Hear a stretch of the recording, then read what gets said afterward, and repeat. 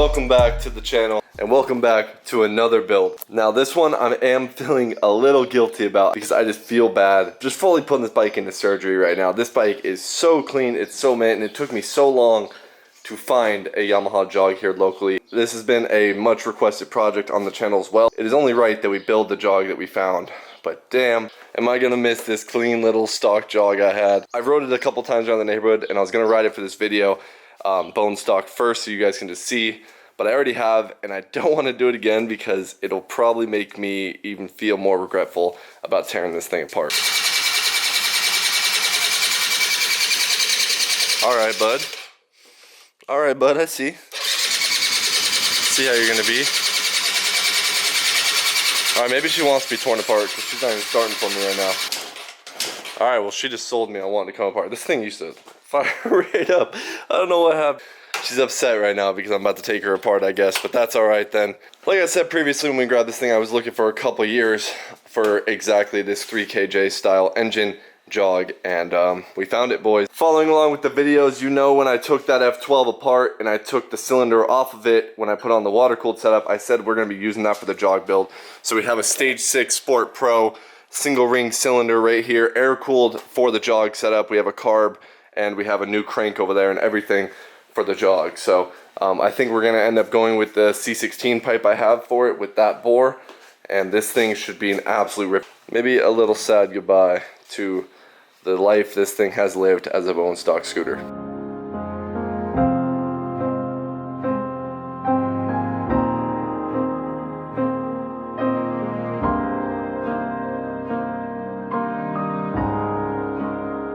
Alright, enough of the depressing stuff. It is time to start stripping apart the Yamaha Jog. It's always interesting your first time taking apart a scooter because they're put together in so many different ways. This Yamaha Jog is kind of like the F12 with how the whole rear fairing is one piece and it wraps around.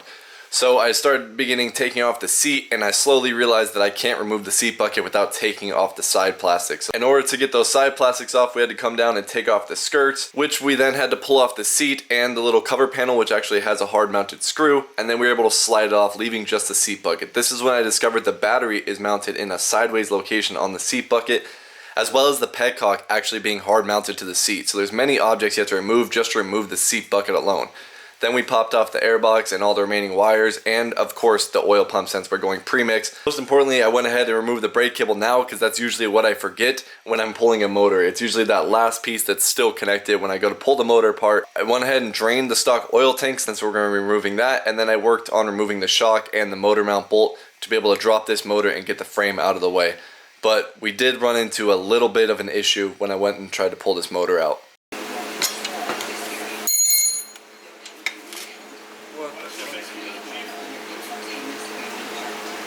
Oh, it's got one ground, huh?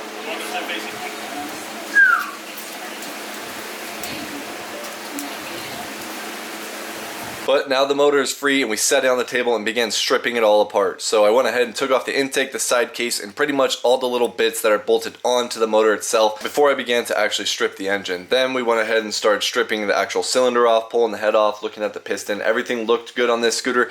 To me, it looked like it definitely has a little bit more abuse than the real odometer says at 700 miles, but it's fine. We're going full build anyways. Alright boys, as you can see, we got the motor disassembled at this point, but there is still more disassembly to happen. So we are now needing to split the cases, pull out the crank, pull off the piston, and then we have to clean up this engine because it is absolutely filthy right now. It's not the worst I've seen, but it's definitely filthy. One thing I was surprised is this scooter only had 700 miles on the odometer, but to me it looks like it's seen a lot more than 700 miles. It doesn't look amazing. It doesn't look terrible, but it doesn't look like it's 700 miles. Also, I noticed on the Jog, because the case has an additional bearing in the side case here, this axle is actually pretty loose. So when you have the pulley and everything on there, it wiggles a ton. But this actually sits inside of a bearing inside of the case, and I'm sure that is what actually reinforces this axle here. So other than that, everything looks as normal. We're going to need to obviously get this oil pump off because we're going to be going pre-mix, so we're going to take the oil pump out of here. It's Phillips head screws on everything on this engine, which I've realized it's It's kind of a pain to get these screws here on the side, but we'll work on those. Pop that oil pump off. Even the cases, wow, even the case bolts are Phillips head screws. That's gonna be fun. That's very interesting. Before we get any farther, it is time to clean up this engine. Of course, like any other two-stroke scooter, right where the oil pump is, a small leak, and it just clumps up so much dirt.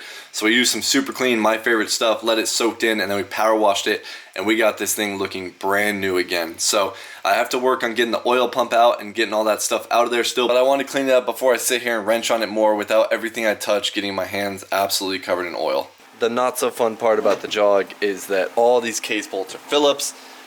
I have found that the best way I can do it is using this screwdriver and then taking a vice grip so I get some leverage and latching it onto there, and if needed I tap it with the hammer just to break it loose, but most of the time they come loose.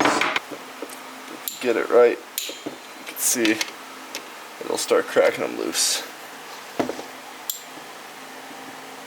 Ooh, that one almost wanted to strip for a second. We are going to be changing these for Allen head bolts. I do not like using Phillips head bolts or hardware for this type of stuff.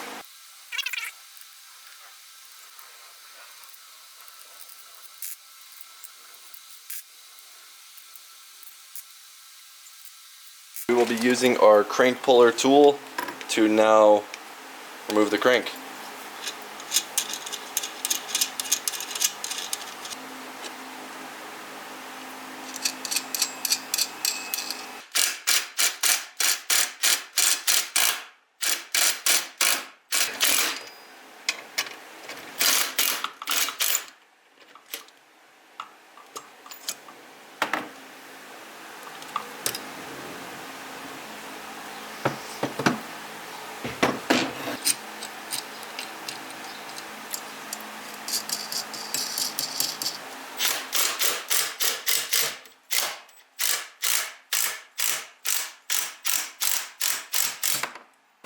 Alright, we got the motor down to bare cases and we're about to hit the parts store because we're going to go get hardware for these case bolts. I'm going to throw the crank in today. So we're going to grab hardware and dry ice. The dry ice helps it just shrink a little bit and it just goes together so much smoother. It's just so worth it for $2 worth of dry ice. You can make your mind at ease without cracking anything or hurting anything. So we're going to go get that, and today we're going to use the Cub as a little parts runner. There's only one little issue right now, and that issue being that we keep having a slow leak with our brand new tire.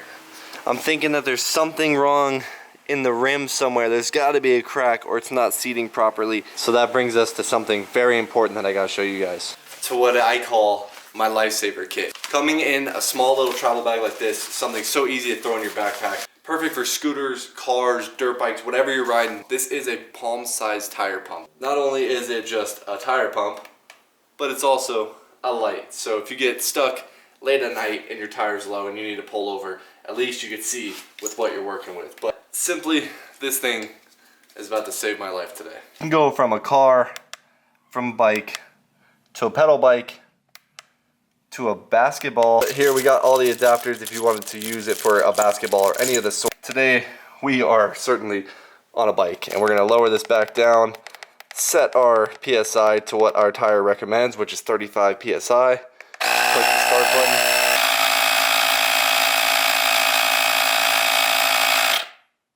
And in just a minute or so, we have fully pumped up our tire and we are ready to hit the store now. This slow leak usually lasts about a day, so I'm going to carry this bike pump in my backpack, and if anything happens, we will easily be able to help ourselves on the side of the road. If you didn't have something like this and I had a flat tire, I would be pushing this bike for a mile to the next gas station to be able to pump this thing up if I was out on the road. Now this is one of those things that you might not need it right now, but it's something you should buy now, because when you need it, you will be thanking yourself so much later. That little bit of change it would take to buy this would save you the biggest headache when you're stuck on the side of the road and no way to pump up your tire. This can be thrown right in this travel bag, throw it in your backpack, and get on your way. That's exactly what we're gonna do today, since I don't trust this slow leak that we got going on. We'll toss this in our GREPRO travel bag that comes with the pump itself there and everything else we need, and we'll get on our way. If you'd like to grab yourself one of these mini air compressors, make sure you use the link in the description down below. Check them out. It is a lifesaver. Thank you, GREPRO, for sending out the product. Thank you for sponsoring the video.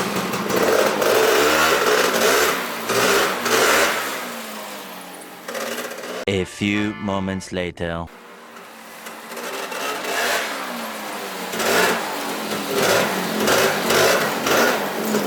So, we got some hardware now for our side case, and I got some actual case bolts to hold our cases together.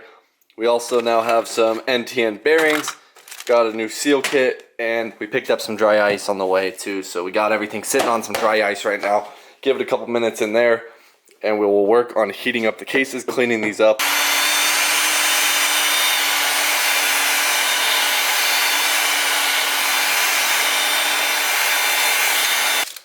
Take our bearing, which has been sitting on the dry ice, and should just pop right in, boys. Just like so. There we go. Same deal on the other side. I just packed some tin foil in there, just helps keep the heat in there.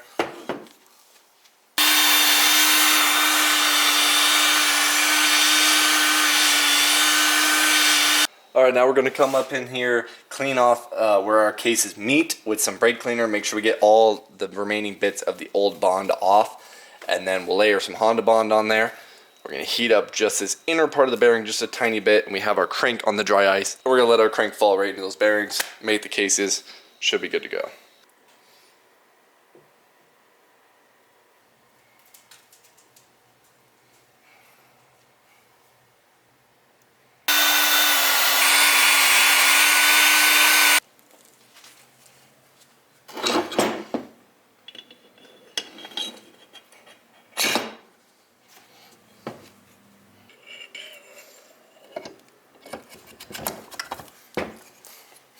Just like so, boys. Make sure our crank's centered.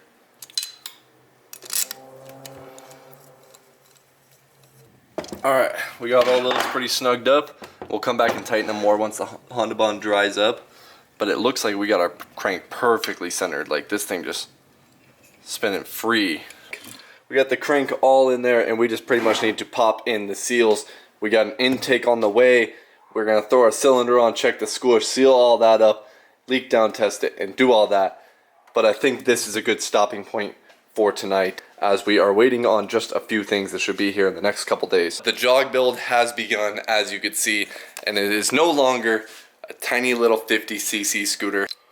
We're going up a little bit. We got the U70 kit off the F12. We're going to be absolutely ripping here very, very soon on this little jog. That's going to do it for this one, and I will see you guys in the next one.